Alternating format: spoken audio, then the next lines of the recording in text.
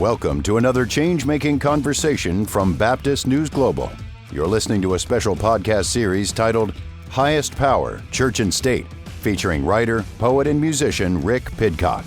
Now here's Rick.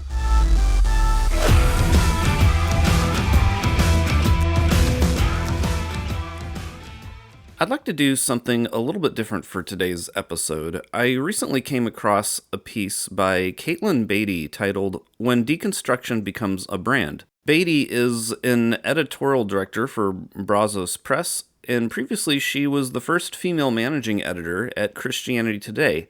She is also the author of a book titled Celebrities for Jesus: How Personas, Platforms, and Profits Are Hurting the Church.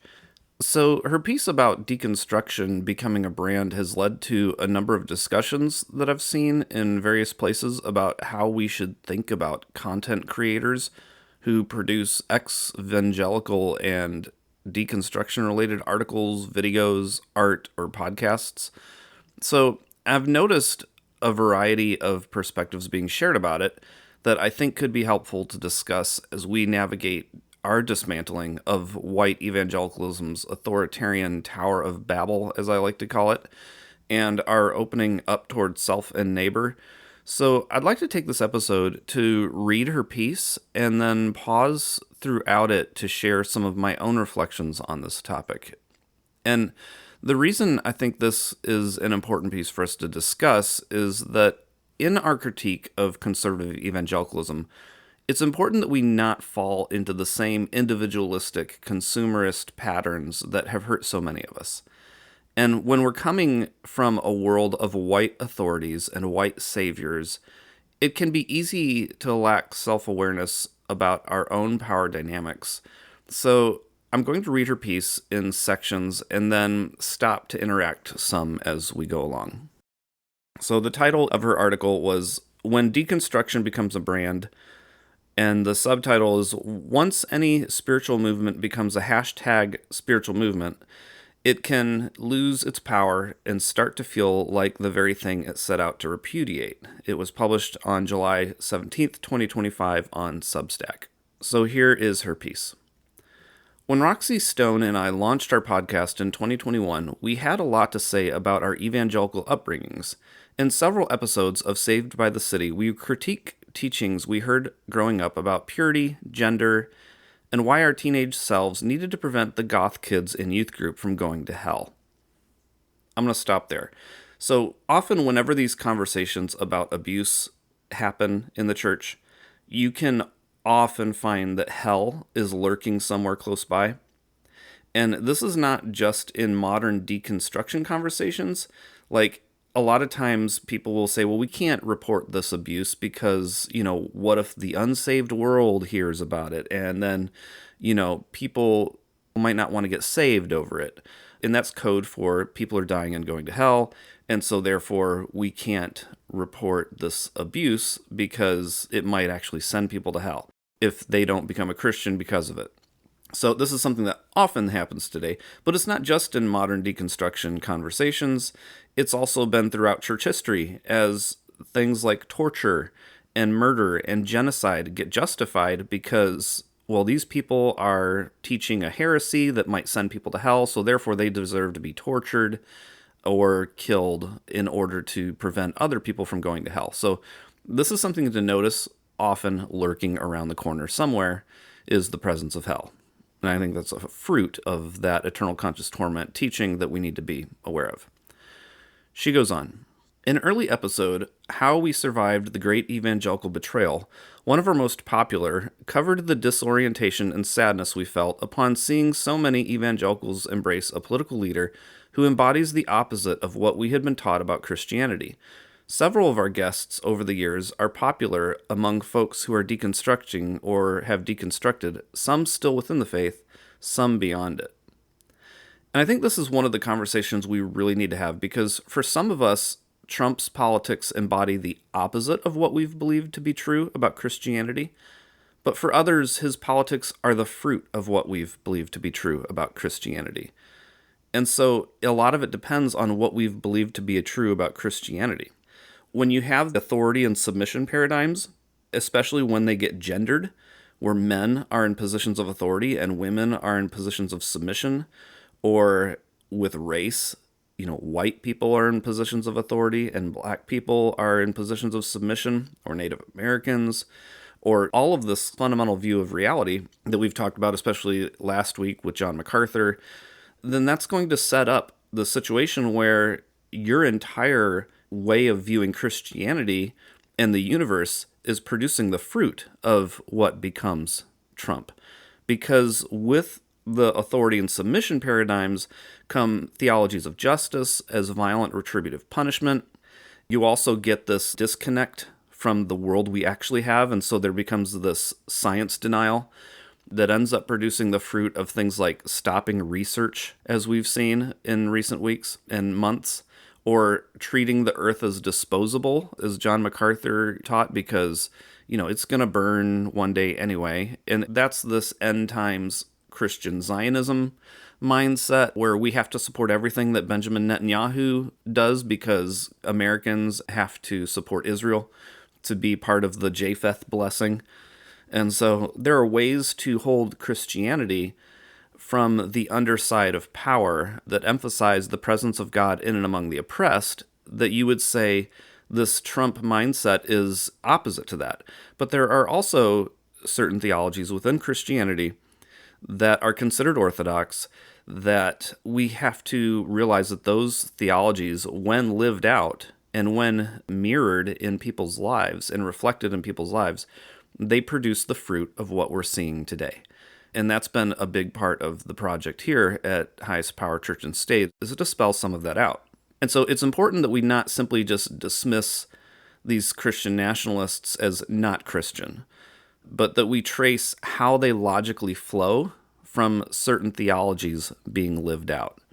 So continuing with her article, she says, but after a season or two, Roxy and I realized we didn't want to be another deconstruction podcast. First, that's a crowded market with niche interests in politics, gender, race, theology, youth group culture, and more. Here are two lists of popular deconstruction or deconstruction-adjacent podcasts for every media account tailored to mainstream evangelicals, i.e. about the Bible, marriage and family, leadership, and an overt or covert social and political conservatism. It seems there are now just as many media options for people who are examining or rejecting aspects of that world. So I'm going to pause again. I don't know how literal she is meaning to be here, because this is a bit of an overstatement. For example, this is not exhaustive research, but out of the top 100 podcasts in Apple Podcasts' religion and spirituality category, I could identify 75 of them as being either conservative Catholic or conservative evangelical. And the ones I didn't count were simply ones that I've never heard of before, so I couldn't be certain. So no doubt that number is even higher than the 75 out of 100 that I counted. Also, and this is a bit more scientific, according to a presentation at the 2024 election postmortem at Notre Dame that I covered back in December, you can read an article that I've written about it there at Baptist News. In 2023, the top 4 Christian nationalist voices were The Daily Wire, PragerU, The Blaze, and Turning Point USA, who combined for 39.7 million followers and $394 million in funding, while the top 7 Christian alternatives had just 2.7 million followers and 39 million in funding. And also, it's important to remember that even that list of Christian alternatives to the Christian nationalists has its issues. Because Christianity today, they'll do a great job at times of providing an alternative view, but it's still very conservative. Or the New Evangelicals, for example, is a more progressive alternative, but as we covered earlier this year, they have their own issues too, including a grace report into abusive dynamics in the workplace. So this really tracks, I think, with the polling numbers we're finding, where around 85% of white evangelicals vote for Trump and just 15% vote for an alternative. I think people tend to believe the deconstruction space is bigger than it actually is. Like there's this large deconstruction industrial complex out there, but there's really not. There are some individual podcasts, there are some individual authors, but the world of religious and political conversation is being dominated overwhelmingly by megachurches and influencers committed to some expression of conservatism and authoritarianism. So I think that's important to keep in mind as we consider the scope of all of this. She goes on to say, on a human level, beyond the gaze of the algorithm, deconstruction is a personal, often painful process of re-examining elements of Christian teaching and upbringing. That process leads different people to different relationships with the faith. Some leave one church or denomination for another. Some leave the institutional church altogether, but still love Jesus, and although usually with a more complicated love, the Bible. And some move into a post-Christian spirituality. And so I'll pause again and say this is most certainly true. It's why I have tried to feature a variety of voices on this podcast. And I think this is a good thing, because it means that the world of those who are deconstructing is not univocal.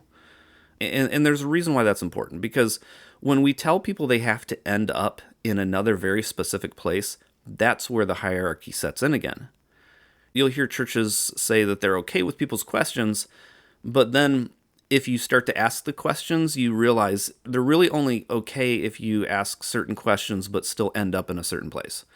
It's okay if you deconstruct as long as you end up exactly here. And I think that these purity tests can be very destructive to the healing process and the curiosity and the exploration of how power dynamics have affected us. And so I think that it's a good thing that we give space for people to end up in different places from one another. And this is where Beaty begins to shift the conversation in her article. She goes on, as someone who receives book proposals from people working in this space, I started to feel in the past few years that deconstruction has become a brand. In a crowded digital media market, it's a way for content creators to clearly identify their niche and reach a growing audience. According to a 2024 Barna survey, 2 in 5 Americans say they have deconstructed. Look up the hashtags #deconstruction or #exvangelical, and you'll get a feeling for what I'm trying to describe. Daniel Vaca, a religious historian at Brown University, wrote a great book on this called Evangelicals Incorporated, Books in the Business of Religion in America, that I found helpful in researching my book on celebrity. He writes, quote, evangelicalism exemplifies what I describe as commercial religion that takes shape through the ideas, activities, strategies that typify commercial capitalism, unquote. That is, one way we can understand evangelicalism is as a consumer marketplace. One way evangelicals practice faith is through buying, selling, and consuming content tailored to their felt needs. So I'll pause again here. This is absolutely true. And I think a big part of this has to do with the individualist nature of the white evangelical gospel and white evangelical worship. The white evangelical gospel is about each individual committing individual sins that are all individually punished, either in an individual burning in hell for eternity or in an individual named Jesus on the cross being subject to the wrath-satisfying punishment of another individual named God the Father. Then you as an individual get to go on an individual adventure with God, which carries a lot of very consumeristic baggage to it. You've chosen your God that you like, you're going on a trip that you like, and so now you choose your church that you like, and there are plenty of options, often in the form of megachurches, with gyms and bowling alleys and flashy worship and exciting kids programs, all willing to cater to your every desire. And so the justice script here of making things right is all about the individual rather than the communal. And again, I don't mean to just, harp on John MacArthur here, but you have to understand how influential his teaching has been in the church today, and it's so relevant here to this discussion. He said that when people talk about whiteness or patriarchy, he said it's essentially saying, I'm not responsible for anything that's wrong with me. I'm not responsible. The white patriarchy, the system racist patriarchy that's run this culture for so long, has left its stamp on me, and this unconscious racism, the systemic racism that's in the groundwater of this kind of patriarchy is responsible for all that's wrong with me, but I'm not responsible. And then he says, what does that mean? What do you mean? Seemingly confused over race-related relations or conversations about whiteness. He says, if you're going to apologize, if you're going to repent for something that's real, that you're responsible for. So to MacArthur, any talk about systemic racism or patriarchy isn't real. All that matters is individual responsibility. And as he said, God holds me responsible to him personally. And so, while it is true that people should be held accountable for their individual choices, MacArthur's dismissal of any talk about systemic injustice fosters no self-awareness about privilege and leaves in place the harmful power dynamics that hurt his neighbors. And this is not just a MacArthur problem, this is all throughout white evangelicalism. From 2010 to 2020, there were only 38 different worship songs that made it into the top 25 worship songs reported from evangelical churches to CCLI. And of those 38 songs, only 5 exclusively used the first-person plural form of we.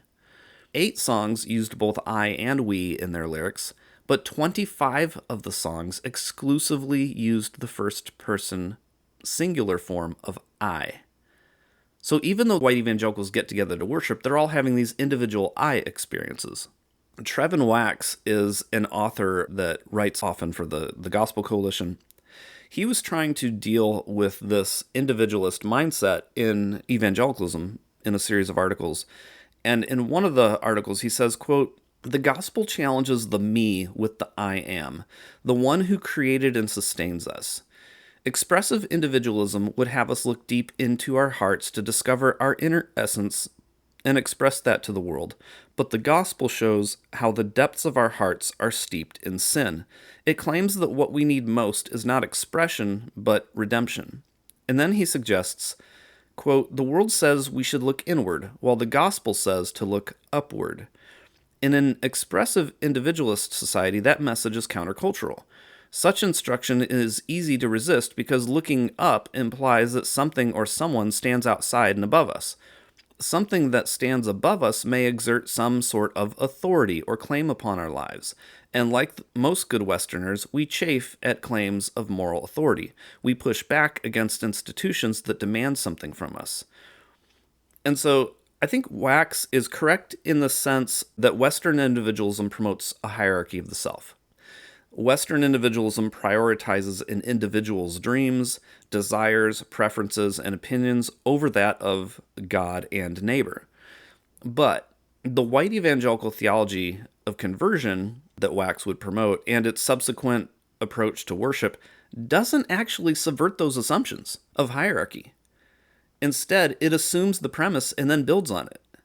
Notice how he said, the world says we should look inward while the gospel says to look upward. So that upward, that's the hierarchy. And that applies itself in authority, as he said. So he's assuming the premise of hierarchy is the fundamental nature of things, and then he's just building on that by reordering the hierarchy. And my suggestion is that that is not going far enough in dismantling the assumptions of power and hierarchy. We need a fundamentally different framework for how we build our lives and relate to one another. So, back to Beaty's piece. She says, "In this way, it seems to me that the deconstruction world is at risk of becoming like the very thing it's rejecting. The content may be different, but in many cases, the form, easy and easily shareable answers from experts, some credentialed, others less so, remain the same. Side note, I'd be fascinated to hear from people inside the deconstruction world about how gender and race play into this dynamic." So I'll pause there again. To the degree that deconstruction replaces God and neighbor on the hierarchy with self at the top, then yes, this is going to be true. It will be about prioritizing your own position over others. And then this individualistic mindset will lead to a consumerism that constructs brands that must be protected. This is essentially a major part of what I was critiquing back in March in my pieces about the New Evangelicals organization when I talked about how progressive Christianity may not go far enough at times. I wrote at the time, quote, "Progressive Christian organizations like TNE are correct in calling out the violent hierarchies of conservative evangelicalism, but when progressive Christians or ex-evangelicals set out to do the work of dismantling hierarchy, it can be very easy to start new ministries and organizations that function similarly to their experiences in hierarchy-based churches. There's the superhero lead pastor of the organization, the elder board made up of the lead pastor's closest friends or biggest fans who support the vision and supposedly provide accountability. And all the lay ministers who help the lead pastor expand typically his platform by spreading the word. So Trevin Wax's alternative to this is basically saying the world says we should look inward while the gospel says to look upward. As I pointed out, that upward language is then applied through authority, especially of institutions. That's hierarchy. But here's where I think that he's completely missing this. And that is that when we look inward, we actually subvert the hierarchy system altogether, because by looking within, we see our neighbor. And that's where I believe the presence of God is, in and among the communion of self and neighbor. So back to Beatty's article. Beyond slogan spirituality. This is perhaps the reason Roxy and I steered away from the deconstruction branding. When genuine faith experiences are translated into the world of hashtags, search engine optimization, and sound bites, it can end up feeling a bit cheap and two-dimensional. Writing starts to sound like marketing copy, and for those of us who care about good writing, we might start seeing ourselves rely on shorthands and easy answers, because they work to retain an audience in a crowded space. I don't know if others feel this way, but these days when I scroll social media, I feel like I know what most of the people I follow are going to say. Let's say another horrible thing happens within the Trump administration, not a stretch of the imagination here, or a MAGA-fried, I literally just came up with that, pastor somewhere outside Dallas posts a video saying something awful about immigrants or trans people, sadly, same.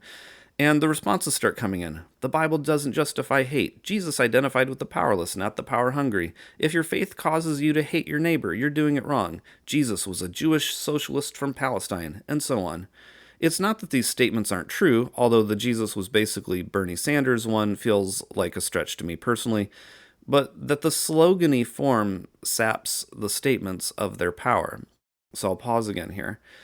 I think this can be definitely true. Josh Howerton does this a lot, where he'll use similar sounding words and it sounds wise. I've talked about this, but it's really, when you examine it, the statement's it's rather foolish and harmful to people. And so, sure, people who like language and who like to use words may fall into some of that at times, where we're not being quite as accurate and pointed as we need to be because we're trying to be more pithy. But I think this is why we need to, as I was saying earlier, look within ourselves. Because by looking within ourselves with the mindset of seeing our neighbor in ourself, and seeing ourself and our neighbor, and then defining the presence of God in that space, where the way we treat the least of these, and where the way we treat our neighbor is how we treat ourselves and how we treat God, it is all wrapped up in that communal oneness. This is where we reimagine what the word I means, the personal pronoun I. And specifically, I want to look at black slaves here, because when black slaves used the pronoun I in the spirituals, they weren't doing so to prioritize the self over community, but they were doing so to affirm one another's human dignity. It was about collective consciousness and the value and belonging of everyone. In his book, Meditations of the Heart, Howard Thurman put it this way. He said, God is making room in my heart for compassion, the awareness that where my life begins and where your life begins, the awareness, the sensitiveness to your needs cannot be separated from the sensitiveness to my needs. The awareness that the joys of my heart are never mine alone, nor are my sorrows. And so when we open up to this, we realize that every nook and cranny of the universe presents a perspective we've never held before ourselves.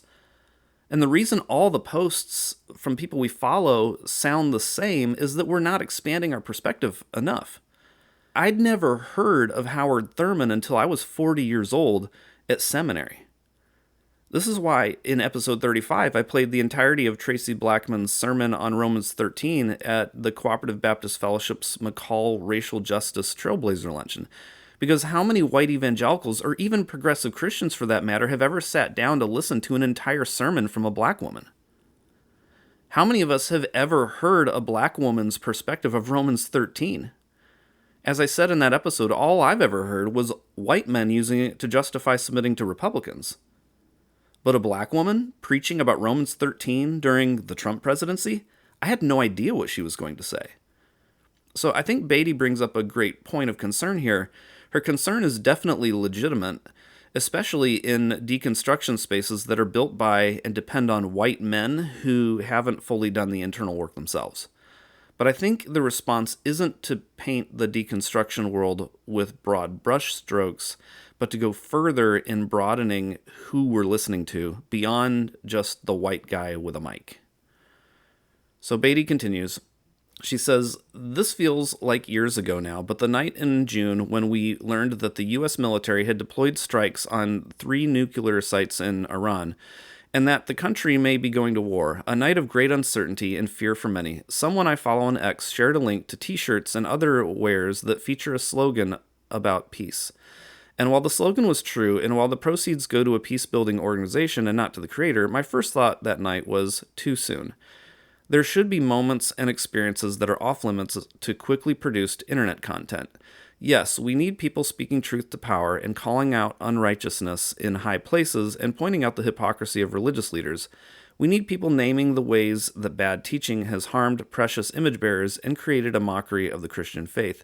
And we also need people who can be still and silent, who know when to speak and when to listen, and who are working out their relationship to faith first and foremost in embodied relationship in communities that both name the problems of evangelicalism and also work toward healing from them." So I'll pause here and say I think there's a way we can do both here. We should be able to speak truth to power from a posture of inner stillness. There is both the anger and the presence with the anger.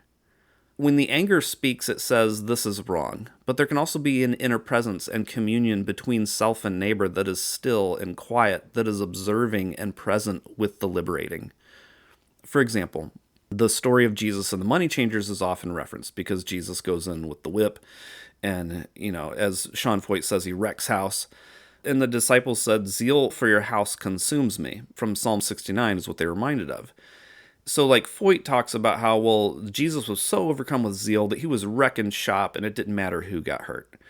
But if you look at Psalm 69, where it talks about zeal for your house consumes me, it actually talks about a humbling of the soul with fasting and sitting quietly in sackcloth.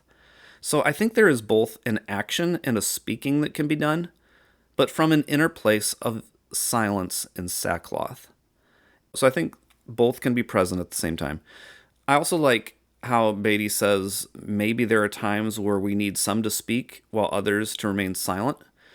And so I think even though both can be present, perhaps our outer expression of speaking or silence may vary at times. Maybe through self-awareness, we can give ourselves some space on that spectrum of speaking and silence as well.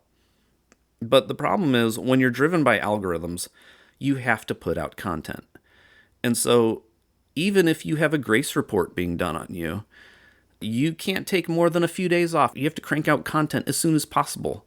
And I think that Beaty is doing a great job of bringing that to our attention. And as content creators, we need to be mindful of that. So her final section, she says, building beyond, not reacting to. She says, "I say none of this to undermine the essential goal of deconstruction content creators. I believe the majority are sharing their work because they have experienced something painful and want others to know that they are not alone in their pain. That there is a better and more faithful way to relate to Jesus or God. The miracle and also curse of the internet is that it lets us connect with people we never could have in person. And it's the logic of the internet to turn these good things into something to buy and sell as individual consumers. The evangelical movement of my upbringing ran on slogan speak. What would Jesus do? God doesn't call the equipped, he equips the called. Love the sinner, hate the sin. We went to serve, but we received so much more. I'm in a season. Okay, I still use this one. It's helpful. Amy Grant's crossover album is causing my daughter to backslide, etc. Many of us gag on this Christianese because they take something profound and reduce it to something cutesy, banal, and insider. Yet, insofar as the deconstruction movement is reacting to rather than building beyond the evangelical movement, it seems to me it will mimic this problem.